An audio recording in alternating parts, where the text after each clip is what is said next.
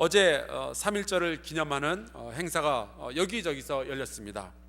지금 보시는 그림은 1919년 덕수궁에서 있었던 3.1절 만세 운동을 그 외국인 기자가 찍은 그 사진입니다. 그저께는 일본의 양심이라 불리는 나가스카 아키라 교수가 한국에 들어와서 강연이 있었습니다. 이름이 재밌는 것 같아요. 나가스카 교수가 들어왔을까? 이분이 역사학자로서 3.1절에 대해서 이러한 일본 사람인데도 3.1절에 대해서 이러한 평가를 내렸습니다. 3.1절 만세 운동은 1차 세계대전 이후 세계 각지에서 일어났던 여러 민족 운동들 가운데 가장 격조 높은 것이었다. 그러고 보면 일본 사람들 중에도 똑똑한 사람들이 좀 있습니다. 감사하게도 일본이라고 다 아베 같은 사람들만 있는 건 아니에요. 근데 제가 보기에 이 3.1절 만세 운동은 단순히 우리 민족의 아픔을 보여주는 그 약자의 그 일갈 외침이 아니라 전 세계가 기억해야만 할 가장 아름다운 인류 유산 가운데 하나입니다. 이 한두 사람 정도가 아니라 어떤 한 지방의 한 그룹이 아니라 온 민족이 이렇게 멋지게 하나가 될 수 있다는 사실, 그리고 가장 잔인한 압제자에 항거하여 가장 도덕적이고 품위 있는 싸움을 할 수 있었다는 사실, 그리고 이 3.1절 운동의 정신을 제공하고 이끈 사람이 바로 예수님을 믿는 기독교인들이었다는 사실, 이것을 우리 전 세계인들과 그리고 우리의 후손들에게 계속해서 가르치고 전해 주어야 할 인류의 자랑스러운 유산이에요. 오늘 아침에는 우리가 이 3.1절 그 만세 운동을 기억하며 함께 애국가 1절을 부르도록 하겠는데요. 특별히 이 애국가는 우리 감리교회와 굉장히 연관이 깊습니다. 그 애국가의 가사는 감리교인이었던 그 윤치호 선생이 만들었다고 하고요. 또 안익태 씨가 그 애국가의 곡조를 작곡하기 전에는 이 노래가 그 스코틀랜드의 민요인 그 아우들랭자인의 곡조에 맞추어서 불려졌는데요. 우리 찬송가의 그 280장 전부여 의지 없어서 손들고 옵니다, 이 곡조에 맞춰서 사람들이 애국가를 불렀었습니다. 혹시 아시는지 모르겠는데 이 애국가는 원래 그 한국 감리교회의 찬송가 가운데 포함되어져 있었어요. 지금 그림을 보시면은 이 그림 제일 왼쪽에 보면은 찬미가라고 조그마한 글씨가 있습니다. 일제시대에는 장로교회에서는 장로교회 찬송가는 찬성시 혹은 찬양가라고 불려졌고요. 이 찬미가는 감리교회 용어입니다. 그러니까 지금 보시는 이 그림은 감리교회의 찬송가 가운데 들어있는 애국가의 가사인 거죠. 그리고 이 찬송가의 제일 위에 보면은 영어로 patron hymn이라고 되어 있습니다. 애국적 찬송이다라는 뜻이에요. 이 시간 하나님께 우리 신앙의 선배들이 그 빼앗긴 나라를 생각하며 눈물을 삼키면서 불렀을 이 찬미가 제14장을 같이 부르겠는데요. 요즘의 맞춤법과는 좀 다릅니다. 하지만 기왕이면 이 100년 전 우리의 선조들이 불렀을 바로 그 가사 그대로 또 280장 천부의 의지 없어서 찬송가의 곡조에 맞추어서 기도하는 마음으로 이 애국가를 같이 부르겠는데요. 다 같이 일어나서 1절만 같이 이 애국가를 부르겠습니다.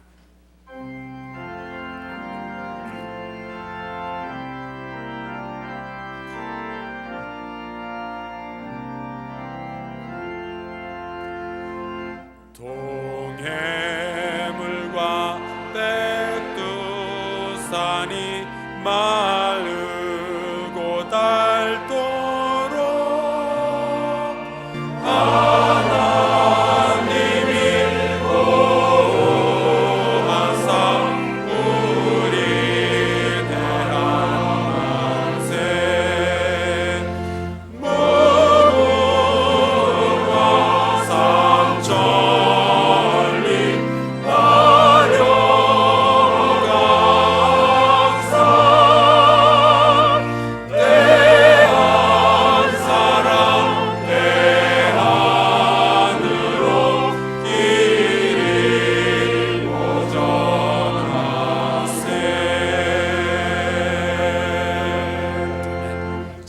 바랍니다.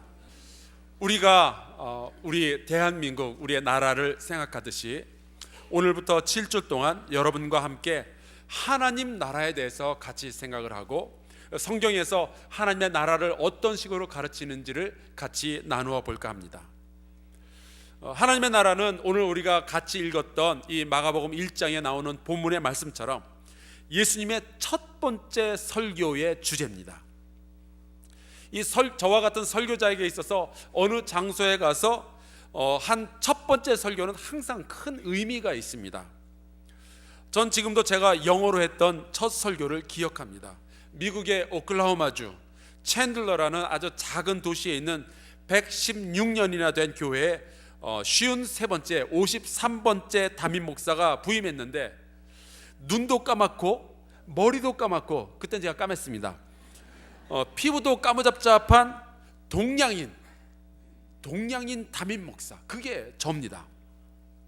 저기 지구 반대편에 있는 코리아라는 나라에서 온 그 성수횡이라는 사람이 처음으로 설교한다는 그 소문을 듣고 굉장히 많은 사람들이 그 교회 건물에 모였고 꽉 채웠어요.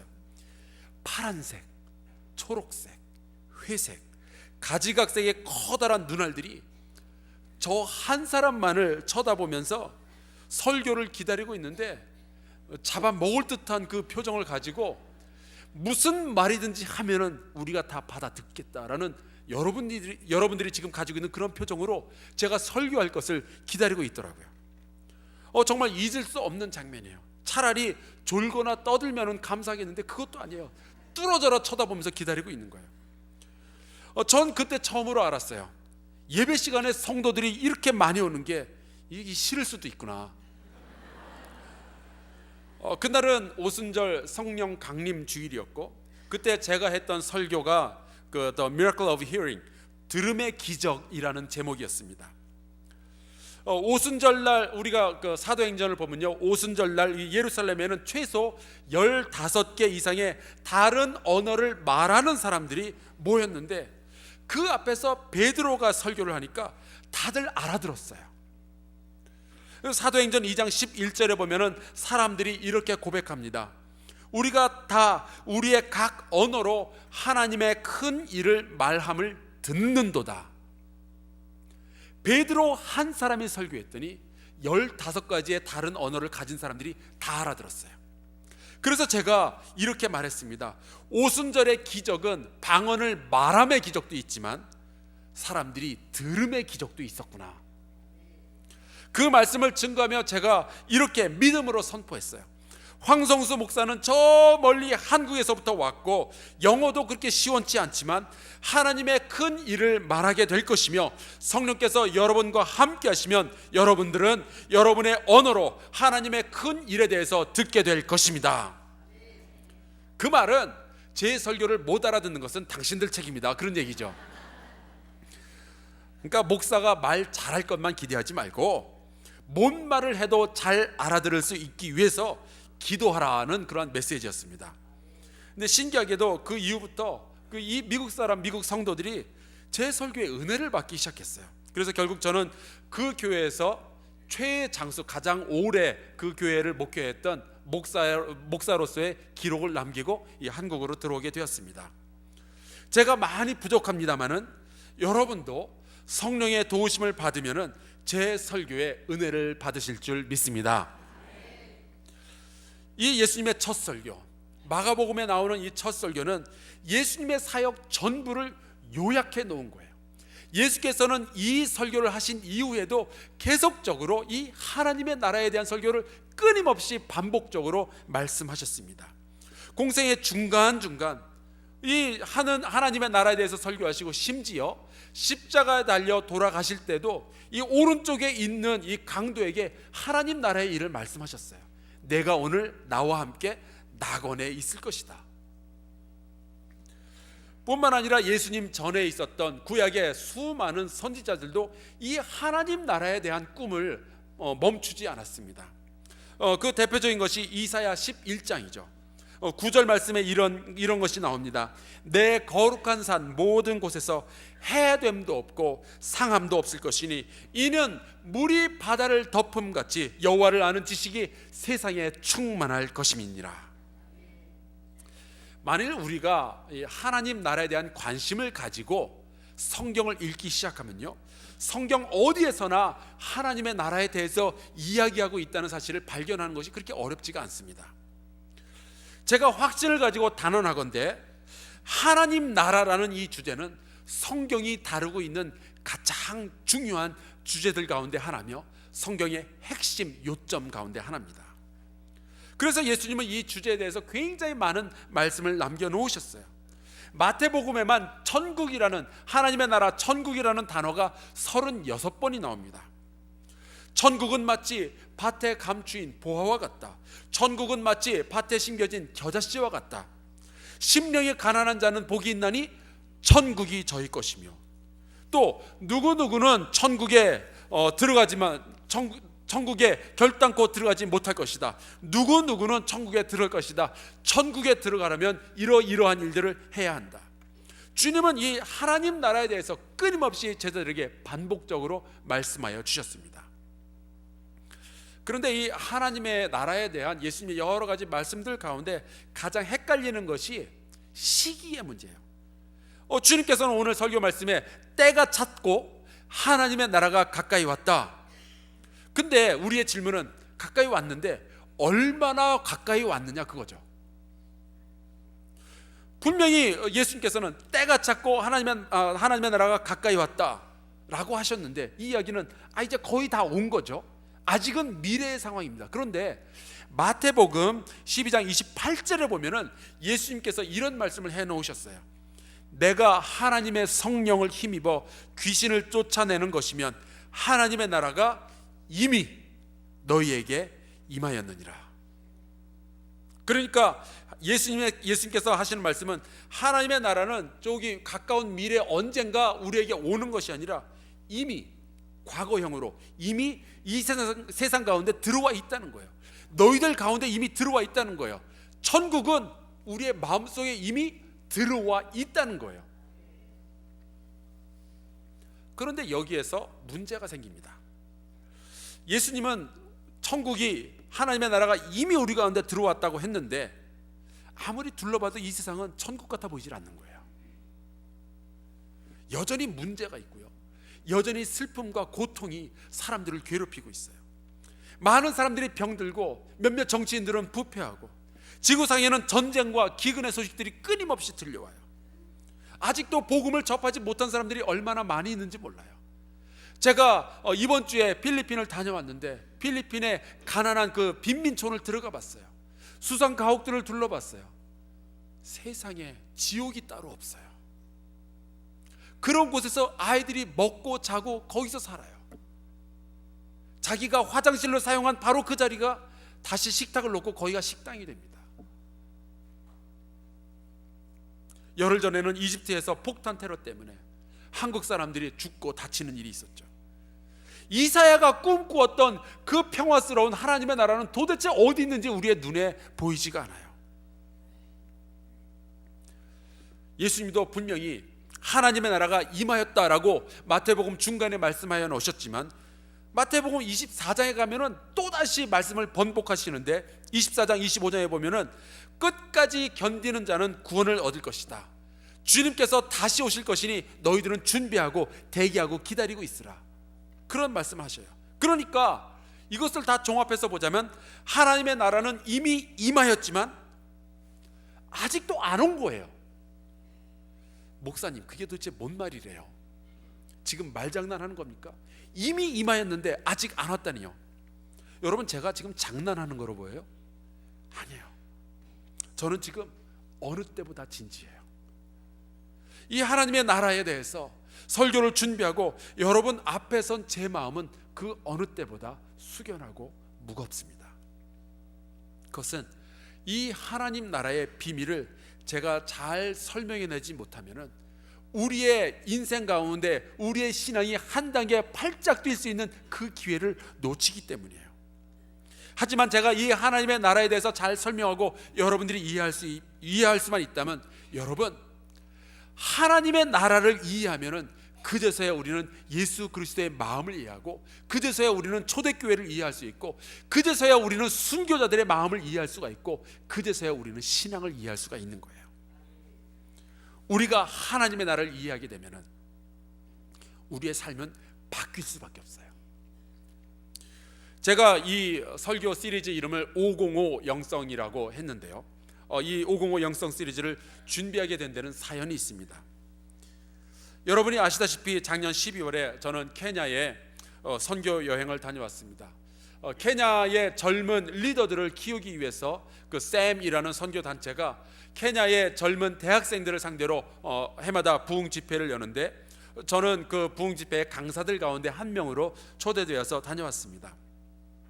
그런데 가서 보니까 저처럼 강사로 초대되었던 또 다른 사람들이 몇 명 있었는데, 그 중에 하나가 저랑 동갑내기 의사가 있더라고요. 한국 사람이었습니다.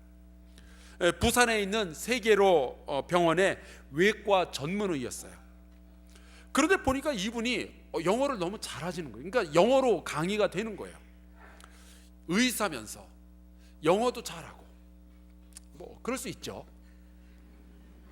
그런데 보니까 제가 그분들하고 우리가 같이 갔던 팀하고 같이 선교지를 방문하느라 아주 고물딱지 털털거리는 버스를 타고 몇 시간을 다녀오는데, 그 가운데 빌린 기타를 가지고 이 의사 양반이 기타를 치는데 정말 너무 잘 치더라고요.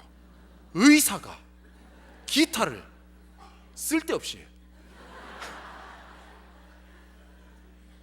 아시다시피 저도 기타를 좀 치는 편이거든요. 근데 저는 상대가 안 돼요. 프로급으로 치는 거예요. 그래서 제가 물어봤어요. 혹시 의사 선생님, 이 기타 연주로 CD를 낸 적이 있으십니까? 그랬더니 이분 대답이 기타로는 낸 적이 없대요. 기타로는 낸 적이 없다는 얘기는 딴 걸로 뭔가 한 거죠. 그래서 제가 아주 집요하게 꼬치꼬치 캐물었어요. 뭐냐, 불어라, 얘기해라. 그랬더니 이분이 하시는 말씀이 예전에 피아노 연주로 CD를 제작한 적이 있답니다. 그 말을 듣고 갑자기 기분이 확 나빠지는 거 있죠. 이건 뭐 문어발식 재능도 아니고 이게 뭐냐 도대체. 나중에 와서 이분 개인 홈페이지가 있어서 그걸 열어봤는데 거기에 이분의 가족 사진이 있더라고요. 근데 이분의 큰아들이 그 한국예술종합학교에 첼로를 전공하는 분인데, 그 중화일보 그 콩쿠르에서 첼로로 1등을 한 거예요. 근데 그 아들과 같이 찍은 사진이 있는데 보니까 아빠와 아들이 합주를 하는데 아빠는 바이올린을 들고 있더라고요.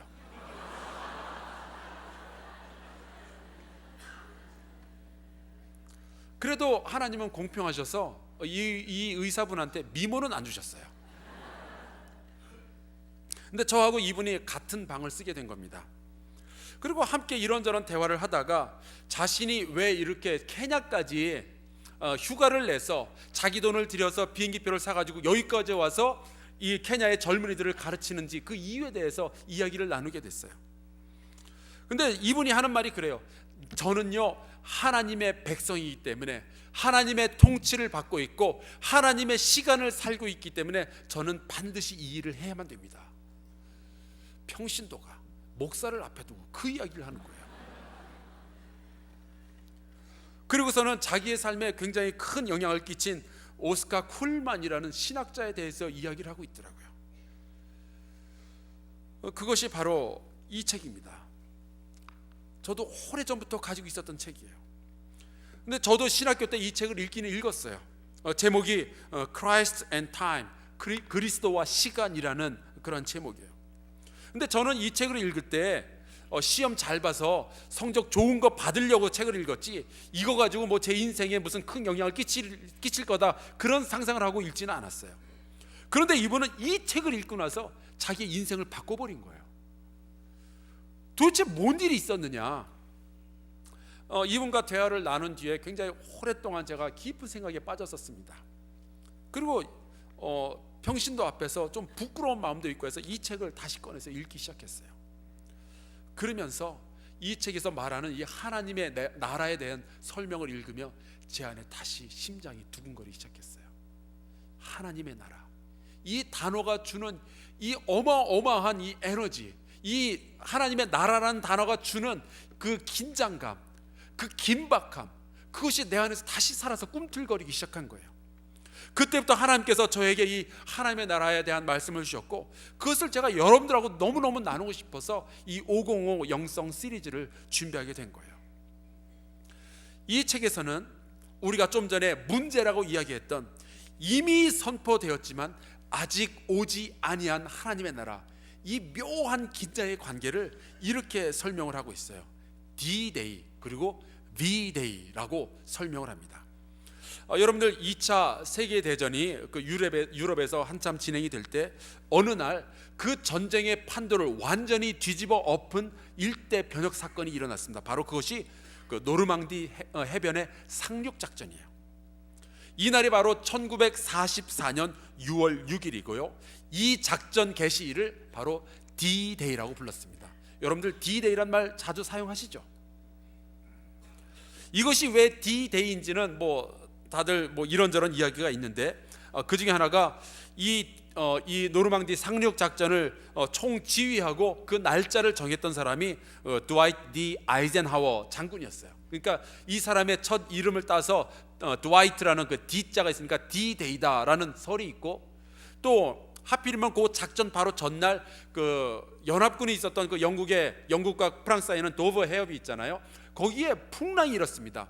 그래서 고민에 빠진 거예요. 과연 그 다음날 우리가 작전 개시를 할 거냐, 뒤로 미룰 것이냐. 그때 이 아이젠하워 대통령이 내가 결정을 내린다, 내일 시작한다. 그래서 결정을 내렸다라는 뜻에서 decision이라는 그 D자를 붙여서 D-Day라고 했다는 설도 있습니다. 어쨌거나 이것은 결정적인 날이 되었어요. 독일군은 이 지역을 빼앗기면은 유럽 전체를 빼앗기게 될 거다라는 것을 알고 있었습니다. 또 연합군은 이 그 노르망디 해변 지역을 차지해야 더 이상 독일이 힘을 쓰지 못하게 될 거라는 것을 알았어요. 그래서 양쪽은 아주 치열하게 싸웠습니다. 이 노르망디 해안의 그 작전 구역의 이름 가운데 하나가 오마하 해변이라는 곳이 있었는데, 그곳이 가장 치열한 전투가 있었고요. 그곳의 전투 상황을 그 조지 테일러 대령은 이렇게 표현을 했어요. 이 해안에는 두 종류의 사람이 있다. 이미 죽은 자와 그리고 곧 죽을 자. 그 정도로 아주 치열한 싸움이 있었습니다. 양쪽 다 엄청난 희생을 치루었지만 결국 연합군의 상륙 작전이 성공을 했고요. 이 성공으로 인해서 제2차 세계대전은 승패가 결정이 나게 돼요. 연합군이 이기는 거였죠. 하지만 승패는 결정났으나 전쟁은 끝나지 않았어요. 이 노르망디 상륙작전 이후에도 거의 1년 동안이나 연합군과 독일군은 수많은 전투를 해야 됐고요. 노르망디 상륙작전보다 더 많은 숫자가, 그때 죽었던 사람들보다 더 많은 숫자가 그 짧은 1년 동안에 노르망디 상륙작전 이후 독일군이 항복할 때까지의 이 1년 사이에 더 많은 사람이 죽었습니다. 결국 이듬해인 1945년 5월 8일 독일군이 항복을 하게 돼요. 바로 이 날을 빅토리 데이, 승리의 날, 그래서 줄여서 V-Day라고 부르는 거예요. 그런데 여러분들, 이 노르망디 상륙작전이 성공했다, 이 소식이 전 유럽에 퍼졌어요. 그 말은 많은 사람들이 아하, 이제 연합군이 이기고 독일군이 패망하게 되었구나, 이 소식을 들은 거예요. 이게 기쁜 소식, 복음이었습니다. 그런데 놀라운 것은 이 노르망디 상륙작전의 성공 이야기가 퍼지긴 했지만 이 D-Day, 그 노르망디 상륙작전이 성공했던 그 D-Day와 그 다음에 독일군이 완전히 항복을 하게 된 그 V-Day, 승리의 날, 요 중간에 이 1년 사이에 굉장히 이상한 일들이 일어났어요. 이미 승패가 결정이 났지만, 그리고 독일군이 멸망할 것을 알았지만 이 프랑스에서는 두 종류의 사람이 존재했는데, 하나는 연합군이 승리하게 된다, 그것을 믿고 프랑스를 점령하고 있던 독일군에게 저항했던 사람들입니다. 그들을 레지스탕스라고 부르죠. 그들은 그 이전부터 끊임없이 독일군에 저항해 왔지만 이제 노르망디 상륙작전이 성공함으로 인해서 마음에 정말로 큰 기쁨과 신앙이 아니라 그 신뢰를 가지기 시작했어요. 그래서 이길 것이다, 우리는 이길 것이다. 그리함으로 끊임없이 용기를 내어서 독일군에게 저항했습니다. 그들은 이미 승리가 선포되었지만 아직 완성되지 않은 그 승리를 믿고 기다리며 자기의 생명을 던져 나치 독일과 싸운 거예요. 이들에게 용기를 계속적으로 불어넣어주기 위해서 그 드골 장군은 영국에서, 알제리에서 끊임없이 이 라디오 방송을 통해서 이 사람들을 격려하고 작전 지시를 내렸습니다. 그리고 결국 레지스탕스는 이 나치 독일을 이 프랑스에서 몰아낼 수 있게 된 거예요. 한편 노르망디 상륙 작전에서 그 승리의 소식이 전해옴으로 인해서 나치 독일이 망하게 될 거라는 사실을 알게 되었음에도 불구하고 끊임없이 그 사실을 부정하며 독일군에게 협조했던 사람들이 있었어요. 이런 사람들 꼭 있죠. 축구하는데 자살골 넣는 사람. 세상에서 살아가고 있지만 주님께 협조하는 사람들이 있는가 하면 교회에 나와서 앉아있지만 세상 일에 협조하는 사람들이 있잖아요. 우리가 긍정적이고 적극적으로 살아가는 것은 좋지만 우리가 지금 누구에게 협조하고 있느냐, 이거 우리가 꼭 되짚어 봐야 돼요. 프랑스에서 이 나치 독일군에게 협력했던 사람들을 콜라보 협력자라고 불렀습니다. 이 콜라보들은 그 나치에 협력하는 대가로 그 프랑스에서 부귀 영화를 누리면서 살았어요. 하지만 프랑스가 해방되었을 때, 나치 독일이 드디어 패망했을 때 그 운명은 완전히 180도로 뒤바뀌게 됩니다.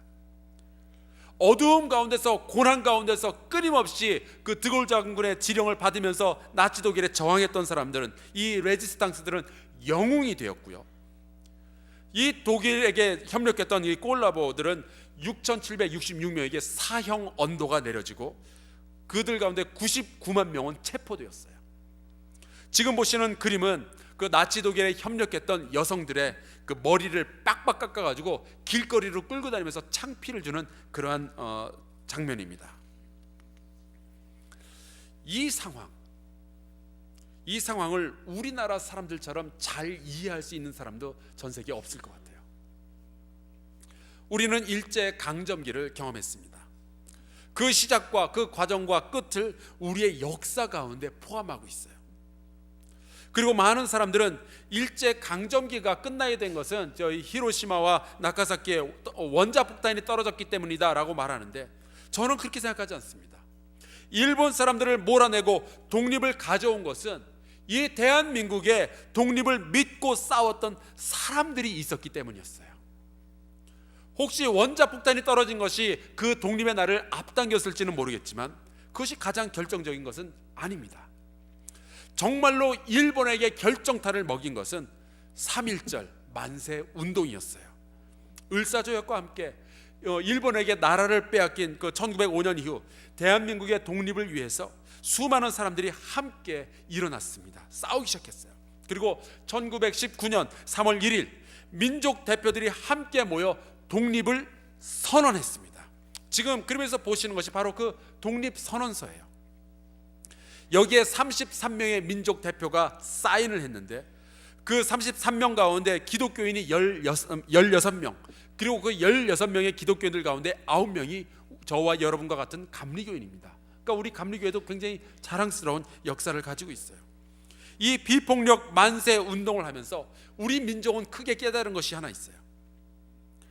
우리 민족이 하나의 뜻을 가지고 양반과 천민, 지식인과 무식한 사람, 남자와 여자가 하나의 뜻을 가지고 같이 하나가 될 수 있다는 것을 우리 민족이 깨달았어요. 이것이 대한민국에서는 승리의 시작이었고 일본에게는 패망의 시작이었던 거예요. 이 3.1절 만세 운동이 우리 민족에 있어서는 바로 D-Day입니다. 결정적인 날이었어요. 노르망디에 상륙을 했던 그것처럼 우리에게 있어서는 이 3.1 운동이 우리 민족의 승리를 예견하게 하는 아주 결정적인 사건이었던 거죠. 이 3.1절 독립선언의 기초에서 한 달 후인 4월 13일에는 상해에 임시정부가 세워집니다. 그리고 이 임시정부는 상해에 있지만 한반도에 남아있는 이 애국자들을 규합해서 그들에게 독립을 위하여 싸우도록 계속해서 독려했어요. 수많은 애국자들이 한국 땅에 살고 있지만 그 일제의 통치를 일제의 압제 안에 있지만은 임시 정부의 통치를 받았습니다.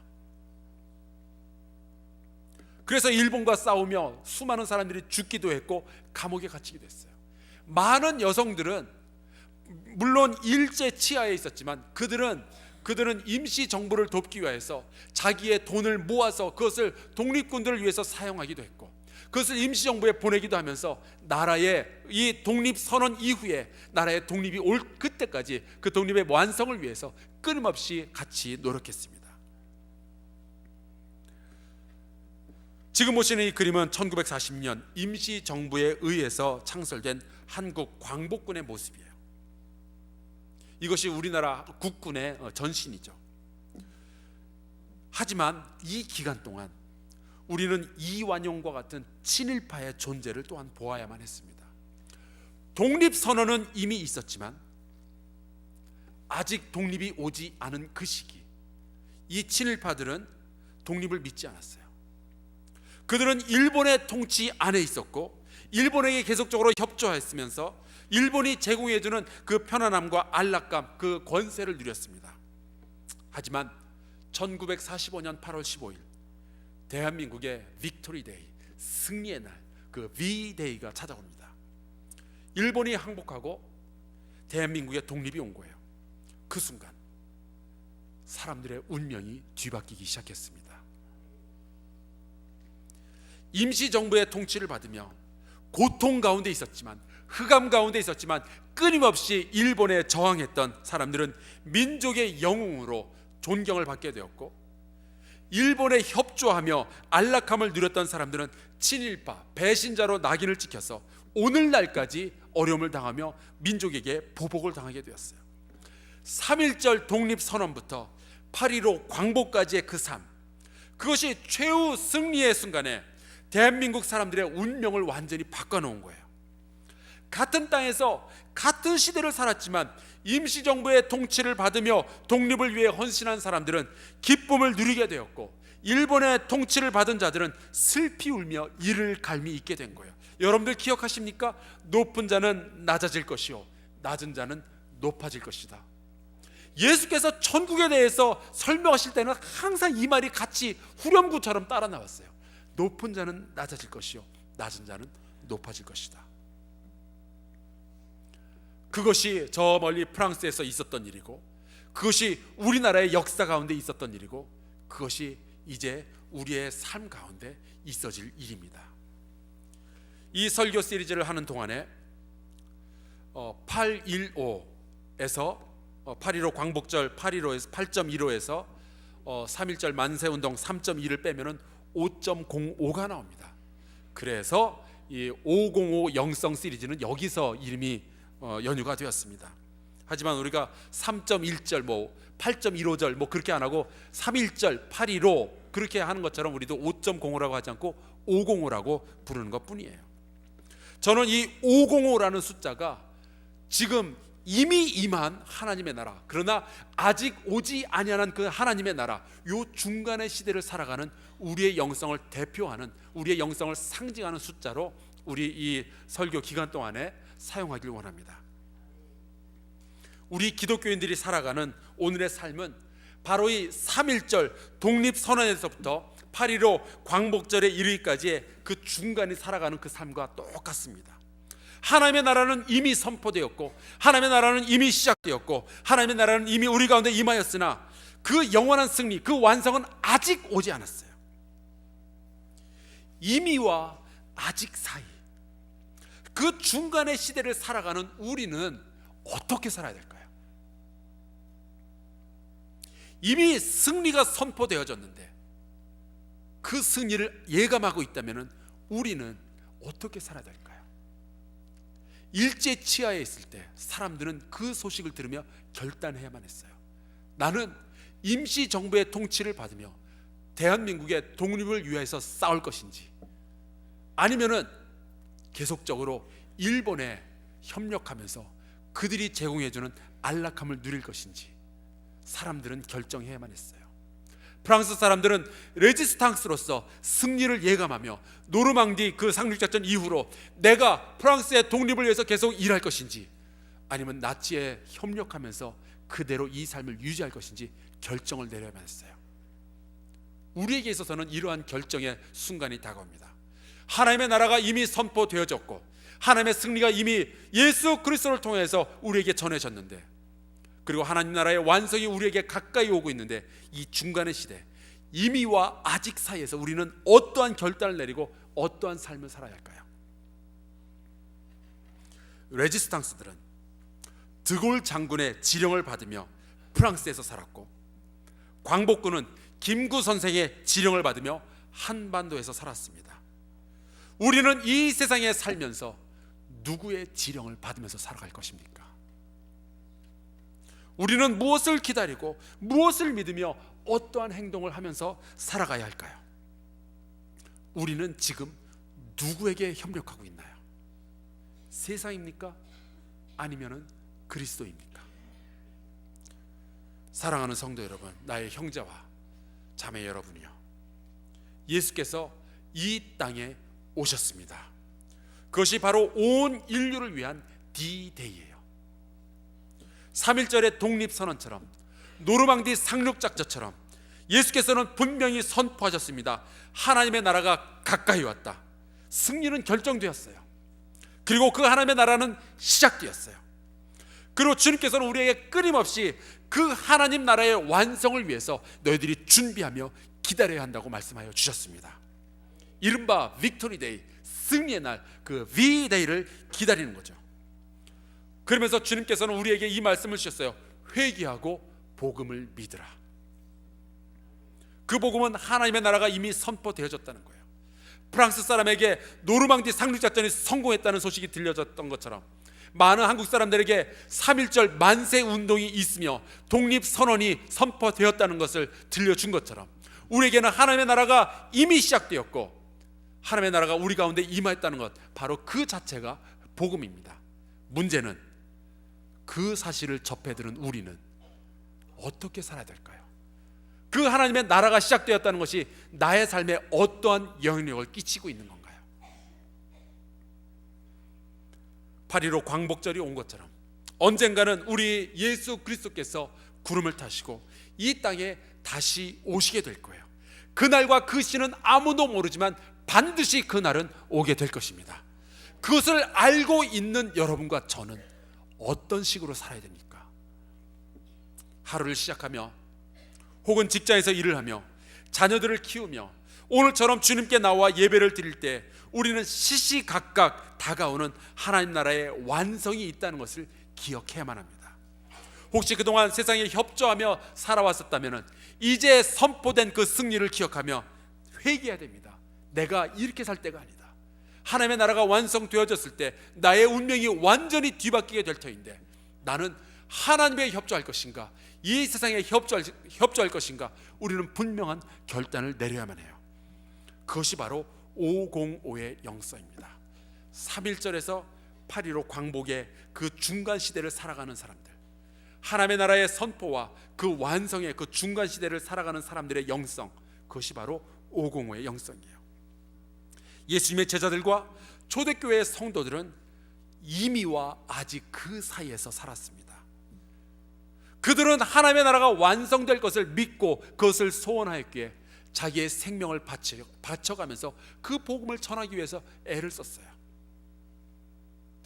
우리에게 복음을 전하기 위해서 죽어왔던 토마스 선교사도, 아펜젤로 선교사도, 언더우드 선교사도 다 하나님의 통치를 받으며 이 세상에 살았고 이 세상에서 죽음을 맞이했습니다. 이제 우리 차례입니다. 하나님의 나라는 선포되었고 그 승리는 선포되었고 하나님의 나라가 이제 곧 완성될 텐데, 여러분과 저는 어떻게 살아야 되나요? 우리 함께 찬송가 516장을 부르며 505의 영성을 회복하기 원합니다. 주님께서 우리에게 올바른 삶의 길을 보여주셨어요. 우리에게 하나님의 나라를 준비하기 위한 방법을 보여주셨습니다. 주님을 따라서 승리의 노래를 부를 그 시간까지 하나님의 나라가 완성될 그 날을 기다리며 하루하루 하나님의 지령을 받아가며 이 세상에서 살아가기를 주 예수 그리스도의 이름으로 축원합니다. 우리 같이 찬양하겠습니다.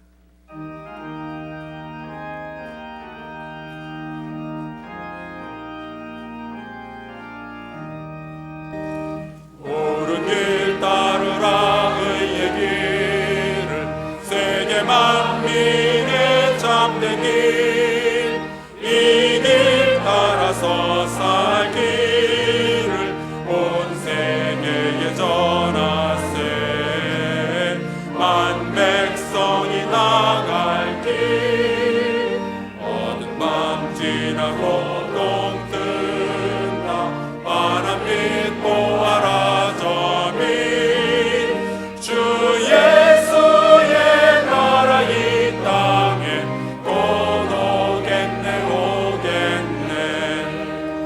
주 예수 따르라 승리의 주, 세계 만민이 나아갈 길과 진리요 참 생명, 내 창검을 부수고 다 따르라 화평왕. 어두운 밤 지나고 동 뜬다. 바람빛 보아라 저 빛, 주 예수의 나라 이 땅에 곧 오겠네 오겠네. 놀라운 이 소식 알리어라. 세계 만민을 구하려 내 주 예수를 보내신 참 사랑의 하나님. 만 백성이 따를 길, 어두운 밤 지나고 동 뜬다.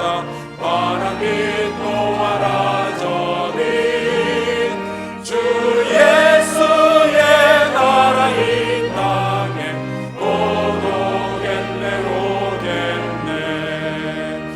고난 길에 치고 찾아온 길, 많은 백성을 구한 길, 모두 나와서 믿으면 온 세상이 마침내 이 진리에 살겠네.